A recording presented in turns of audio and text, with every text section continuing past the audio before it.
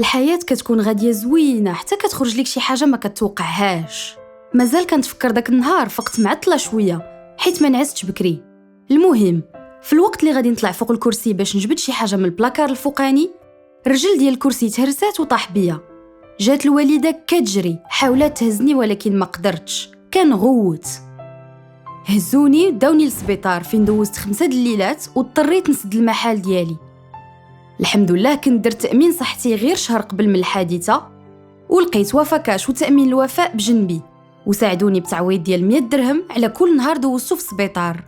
تسلمت المبلغ ديالي 24 ساعة بعد ما خرجت.